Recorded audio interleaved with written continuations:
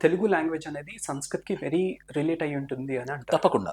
సంస్కృత భాష నుండే మిగిలిన అన్ని భాషలు వచ్చాయా అంటే వచ్చుండొచ్చు, హ్మ్. వచ్చుండకపోవచ్చు. కానీ సంస్కృత భాష ఎలాంటి భాష అంటే దాని వ్యాకరణం, దానికున్న స్ట్రక్చర్‌ని హ్మ్. ఏ భాష అన్నా ఈజీగా అడాప్ట్ చేసుకోగలదు. ఓకే. ఓకే. సో, అందుకనే మనం మన భాషల్లో, మన వాడుక భాషల్లో ఎన్ని పదాలు చాలా మనకేమన్నా కొత్త పదం ఏమన్నా కావాలంటే సంస్థ.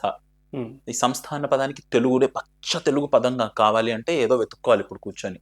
ఓకే. నింగి, నిప్పు, ఉనికి, హ్మ్. వాడుక ఇవన్నీ అచ్చ తెలుగు పదాలు. సంస్థ, వ్యాకరణం, ఉదయం, ఆకాశం, వాయువు, గాలి అచ్చ తెలుగు. వాయువు హ్మ్. సంస్కృతం నుంచి మనం దీన్ని అరువు తెచ్చుకున్నదో, లేదో అక్కడి నుంచి ఇదొచ్చిందనో కాదు. ఆ భాష ఆ పదార్థాన్ని అంత క్లియర్‌గా ఆ శబ్దంతో చెప్తోంది కాబట్టి, నా భాషలో కూడా అదే పదం వాడుకుంటాను. నా భాషలో కూడా అదే పదం అన్న ఒక మాతృత్వ భావన ఈ అన్ని భాషలకి ఉన్నాయి. వీటికొక ఉనికి ఉంది.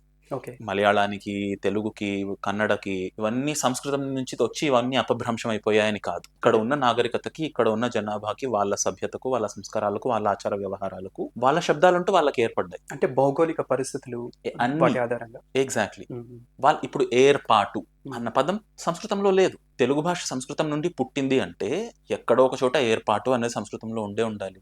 కరెక్ట్. లేదు. తెలుగు వాళ్ళకందరికీ ఒక భాష ఉంది. ఓకే. కానీ ఆ తెలుగు వాంగ్మయంలో, తెలుగు భాషలో ఉన్న పదాలన్నిటిలోకి సంస్కృతం నుండి తీసుకోవడం చాలా న్యాచురల్‌గా, ప్రాకృతికంగా అనిపిస్తుంది. ఇప్పుడు ప్రాకృతికం అని నేను చెప్తే, హ్మ్.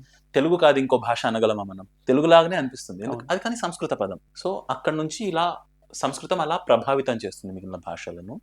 ఇదే విధంగా ఈ మన భారతీయ భాషల పైన వాటి ప్రభావం చాలా న్యాచురల్‌గా, ఈజీగా జరిగిపోతుంది. హ్మ్. హ్మ్. కొంచెం నిశితంగా పరిశీలిస్తే బయటి భాషల్లో కూడా సంస్కృత ప్రభావం చాలా ఉంది అని మనకు తెలుస్తుంది.